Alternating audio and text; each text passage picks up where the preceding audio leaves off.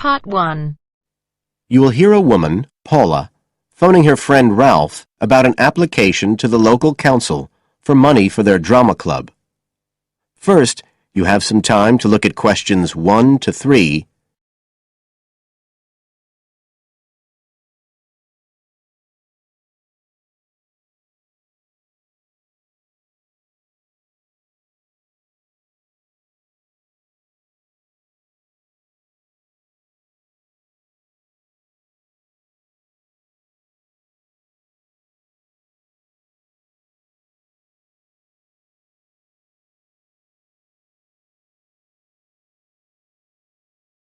Now we shall begin.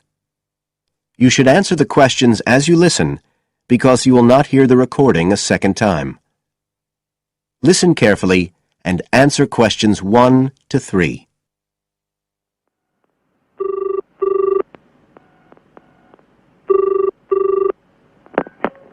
Hello? Ralph, it's Paula. Hi.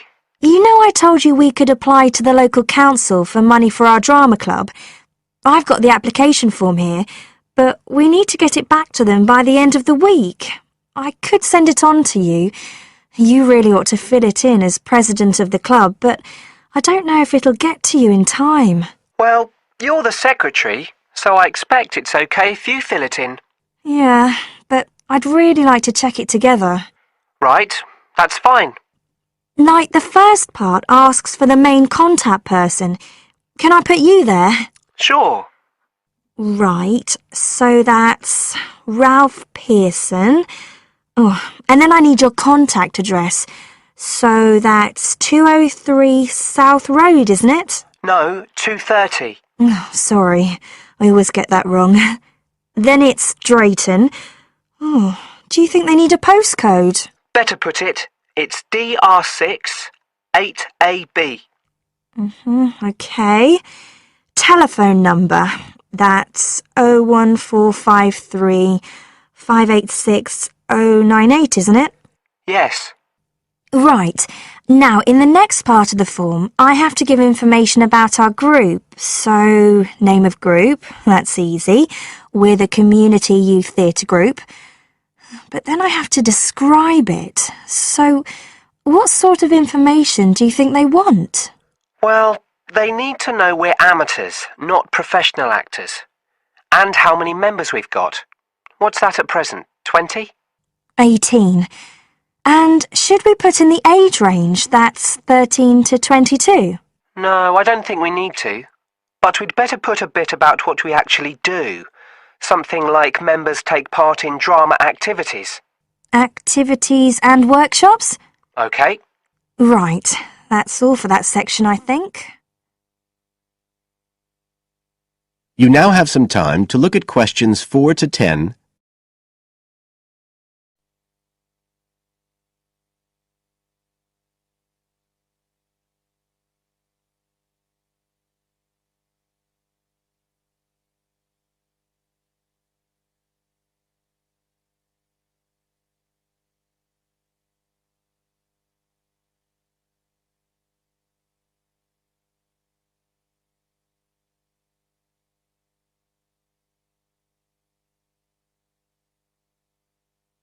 Now listen and answer questions 4 to 10. Now, the next bit is about the project itself, what we're applying for funding for. So, first of all, they need to know how much money we want. The maximum's £500. I think we agreed we'd ask for 250, didn't we? OK. There's no point in asking for too much. We'll have less chance of getting it. Then we need to say what the project, the activity is. Right. So we could write something like, to produce a short play for young children. Should we say it's interactive? Yes, good idea. Right, I've got that. Then we have to say what we actually need the money for. Isn't that it? No, we have to give a breakdown of details, I think. Well, there's the scenery. But we're making that. We need to buy the materials, though. Oh, OK. Then there's the costumes. Right. That's going to be at least £50. OK. And what else? Oh, I just found out we have to have insurance. I don't think it'll cost much, but we need to get it organised. Yes, I'd forgotten about that. And we could be breaking the law if we don't have it. Good thing we've already got curtains in the hall. At least we don't have to worry about that. We'll need some money for publicity. Otherwise, no one will know what we're doing. And then a bit of money for unexpected things that come up. Just put sundries at the end of the list. OK, fine. Now, the next thing they want to know is if they give us the grant, how they'll be credited. What do they mean, credited? I think they mean how we'll let the public know that they funded us. They want people to know they've supported us. It looks good for them. Well, we could say we'd announce it at the end of the play. We could make a speech or something. They might prefer to see something in writing. We'll be giving the audience a programme, won't we? So we could put an acknowledgement in that? Yeah, that's a better idea. OK, and the last thing they want to know is if we've approached any other organisations for funding and what the outcome was. Well, only National Youth Services. And they said that at present funds were not available for arts projects. Right, I'll put that. And then I think that's it. I'll get that in the post straight away. I really hope we get the money. I think we've got a pretty good chance. Hope so anyway. Thanks for doing all this, Paula. That's OK. See you soon. Bye. Bye. That is the end of part 1. You now have half a minute to check your answers.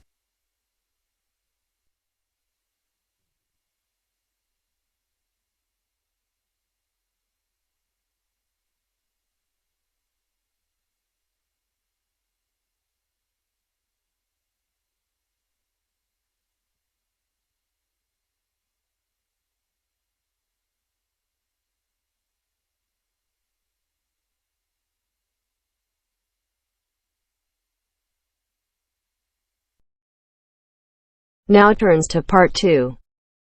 Part 2. You will hear a member of the local council describing plans to redevelop part of the seafront of a coastal town. First, you have some time to look at questions 11 to 15.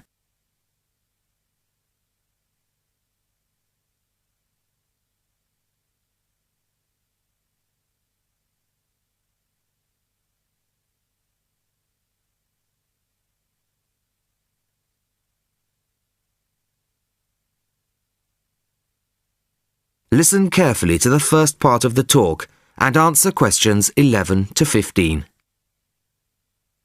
Good evening, everybody. I wasn't expecting to see so many people. Clearly, this is an issue of great local interest. Thank you all for coming. Well, as you all know, I've come to talk about the council's plans for redeveloping the western part of the seafront. Firstly, of course, the Queen's Parade shopping centre is to be demolished.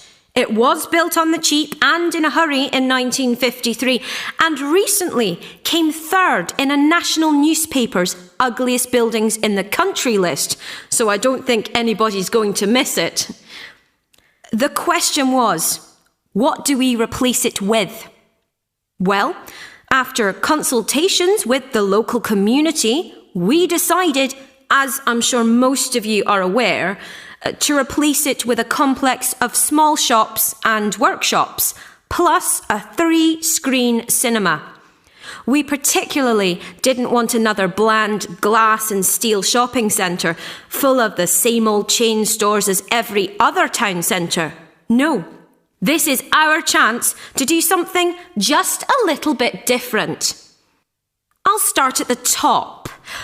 On the 3rd floor will be a cafe and a restaurant. Part of this will be open air, so people can enjoy a meal or a cup of coffee in the fresh air, weather permitting, of course. Below this will be the cinema, and below that, on the 1st floor, will be some much needed council offices. We're getting very cramped in the town hall, I can assure you. On the ground floor will be 20 small shop units, ranging in size from 20 to 50 square metres. Also on the ground floor will be 5 workshop spaces, which we hope will attract small manufacturing businesses back to the town centre, providing some additional local employment. Underneath the centre will be an underground car park. Not a great big car park like in the present centre. Our aim is that most visitors to the centre will come on foot or by bus. In fact, the car park will be restricted to people working in the centre and disabled visitors. Then, and perhaps this is the most exciting part of the project, the beach in front of the new complex is going to be completely transformed. We're going to extend the beach. Yes, extend it. 10,000 tonnes of sand is going to be brought in to make it into a proper beach, instead of the dirty little strip of sand it is now. As well as being for the enjoyment of local people, we're hoping that a decent beach will attract more visitors to the town, and that has to be good for local businesses. Before you hear the rest of the talk, you have some time to look at questions 16 to 20.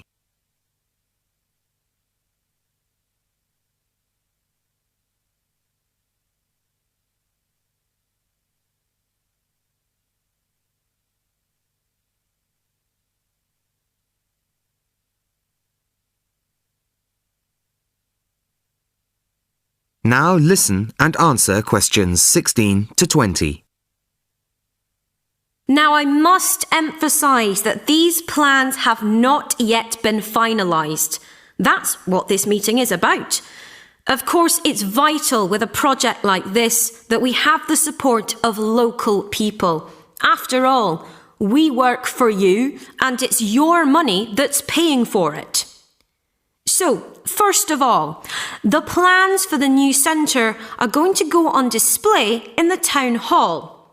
They'll be there from Monday the 5th of March until Friday the 6th of April. Plenty of time for anybody who's interested to get over there and have a look at them, I think.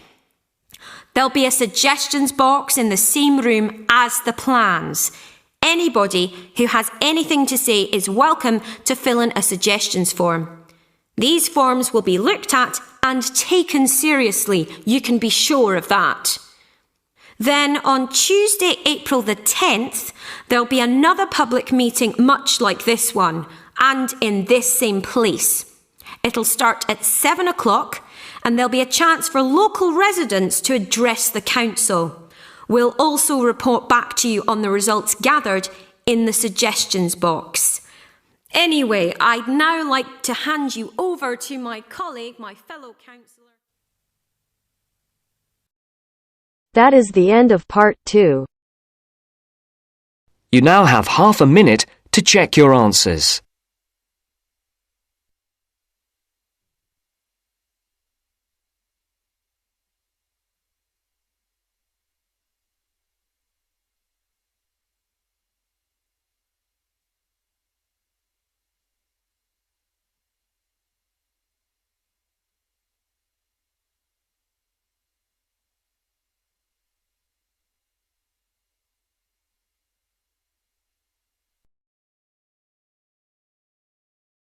Now turns to part 3. Part 3. You'll hear a conversation among two students and their tutor about the presentation they are going to make at the tutorial class. First, you have some time to look at questions 21 to 26.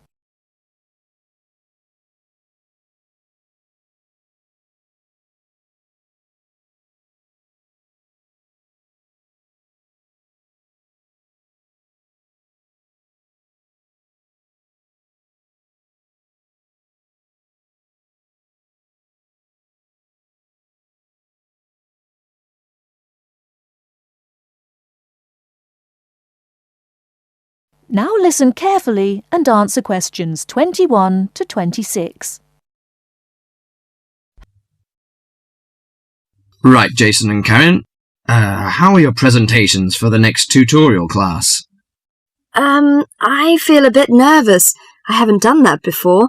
Although many of my classmates in the same tutorial group have finished theirs. But I think them a little uninteresting because they just read out their notes. I hope mine will be more attractive It seems you have a higher demand for yourself. As for me, I have no sense of uneasiness because I made one last semester. But I feel no sense of satisfaction about it. It lacked strong arguments, I think. How much did you get for the last presentation, Jason? 83% actually, but my goal for the next one is over 87%. It's pretty good. What is your topic for this one? Strategies for reading. I feel my biggest problem is in the reading speed, rather than vocabulary, which is most students' problem, though. I am slow, especially in reading articles on my major courses. They are complex and dull. Have you found any effective methods? Well, I am not quite sure. I suppose to skim the books or articles is a good approach. Yes, by skimming the book first, you get the choicest parts. It saves a lot of time. You don't have to read every word of the passage, but you have to learn to read certain parts intensively. Yes, I include that in my presentation. There is one thing I'm not clear yet. Why don't we make presentations more related to our major? Once you learn to write clearly, read analytically, and listen to lectures effectively, you'll begin professional tutorials. That means you should start from the basics. Well, Karen, how is your presentation? Before you hear the rest of the talk, you have some time to look at questions 27 to 30.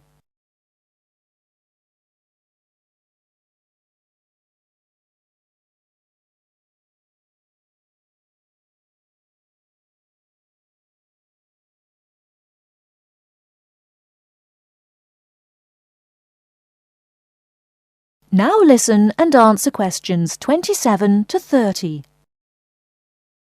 Oh, Karen, how is your presentation? I am still in a panic.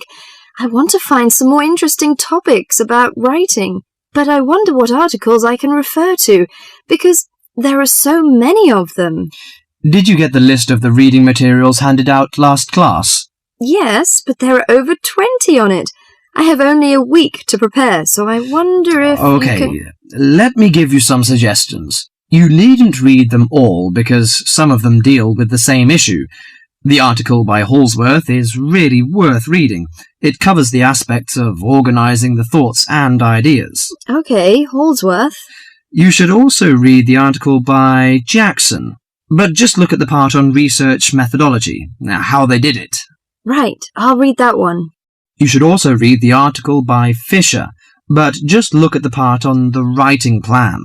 That is, how to plan your writing in a systematical way. Okay, Fisher, got that. And if you have time, the one by Risewell says very relevant things. It teaches how to title your articles and make it appealing. You should finish the whole book. Okay. Now, the one by Burns, if I were you, I wouldn't bother with the whole passage. Just read the conclusion, which summarizes the use of rhetoric. Oh, now I understand. Thank you very much. That is the end of part 3. You now have half a minute to check your answers.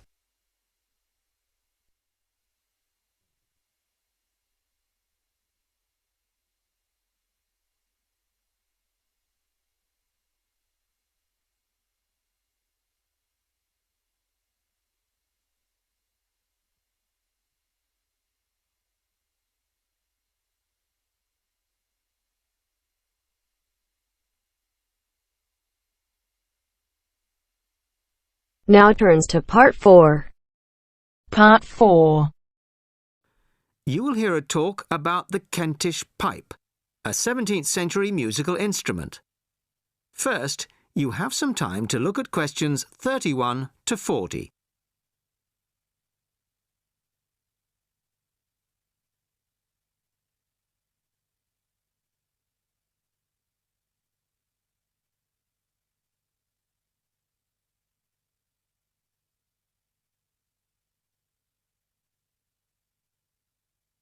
Listen carefully and answer questions 31 to 40. Good evening. I'd like to introduce Geoffrey Rourke of the Early Music Foundation. Geoffrey has recently restored a genuine 17th century Kentish pipe and, as you all know, will be giving us a recital on it later this evening. But first, he's kindly agreed to talk to us about this exciting and little-known instrument. Thank you very much.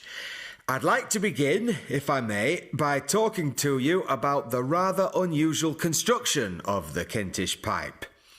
The main part of the instrument, as you can see, is a long, straight wooden tube, which we call the chanter.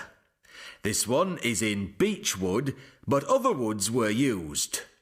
At one end, there is the air bag. This rests under the arm of the player, like this.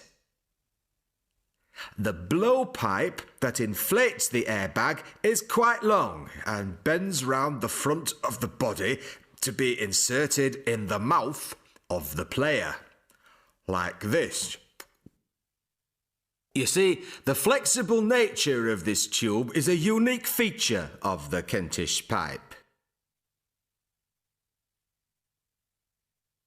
In my restored version here, the blowpipe is, I'm sorry to confess, made out of plastic.